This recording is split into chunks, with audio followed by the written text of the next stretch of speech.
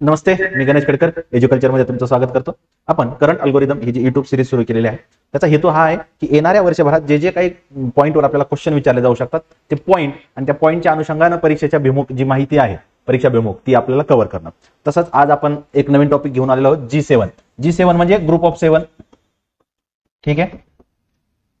आता या G7 ची जी समिट आहे 51वी समिट कॅनडाला 15 ते 17 जून 2025 च्या दरम्यान पार पडते. 50वी जी आहे 2024 ला इटलीला झालेली आहे. त्यावेळेस भारत आमंत्रित होता. ठीक आहे, आमंत्रित होता, उपस्थित होता. यावेळेस आपलं कन्फर्म नाही. काय आहे G7? जगातल्या 7 आर्थिकदृष्ट्या सक्षम असणाऱ्या देशांचा हा ग्रुप आहे. त्यामध्ये एक आंतरशासकीय राजकीय आणि आर्थिक मंच पाहता येतं. हे जे G7 म्हणजे 7 देशाचे प्रमुख जे लोक आहेत त्या या मीटिंगला उपस्थित राहत असतात आणि त्यांच्या अनुषंगाने निर्णय घेत असतात. पण या G7चं बघितलं तर त्याची पहिली मीटिंग जी आहे पॅरिसला नोव्हेंबर 1975 ला झालेली आहे. म्हणजे जी 2024 ला झाली ती 50वी आहे. ठीक आहे. या वर्षी जर आपण कन्सिडर केलं तर मग याला 50 वर्ष पूर्ण होत आहेत. म्हणून मग आपल्याला प्रश्न येण्याची शक्यता खूप जास्त आहे. ज्यावेळेस नोव्हेंबर 1975 ला ही स्थापना झाली त्यावेळेस फक्त ती ग्रुप ऑफ 6 होता.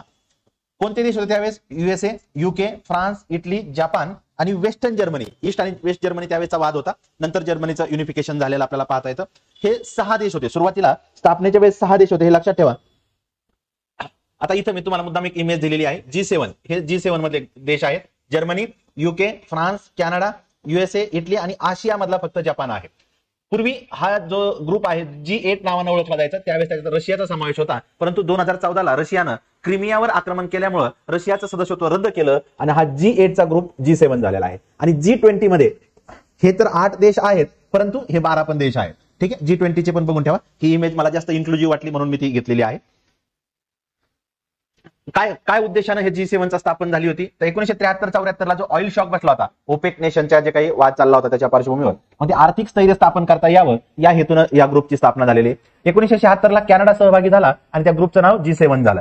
1997 ला रशिया सहभागी झाला आणि G8 झालेलं होतं. 2014 ला रशियानं क्रिमियावर आक्रमण केल्यामुळे रशियाचं मेंबरशिप रद्द केलं आणि आता सध्या G8 वरून G7 हा ग्रुप आहे. ठीक आहे. 1981 ला युरोपियन युनियन सहभागी झालेला आहे. या 7 देशांसोबत युरोपियन युनियन पण मीटिंग मध्ये सहभागी होतं परंतु ते मीटिंग वगैरे आयोजित करत नाहीत. IMF चे जे आर्थिकदृष्ट्या सक्षम देश आहेत असे 7 देश याच्यामध्ये सहभागी आहेत. जगाच्या 10% लोकसंख्या आहे आणि 60% GDP G7 या देशामध्ये किंवा या ग्रुपमध्ये आपल्याला पाहता येतो. 50 वर्ष पूर्ण झाल्यामुळे याच्यावर क्वेश्चन येण्याची शक्यता आहे म्हणून हा आपण मुद्दा कव्हर केलेला आहे. थँक्यू.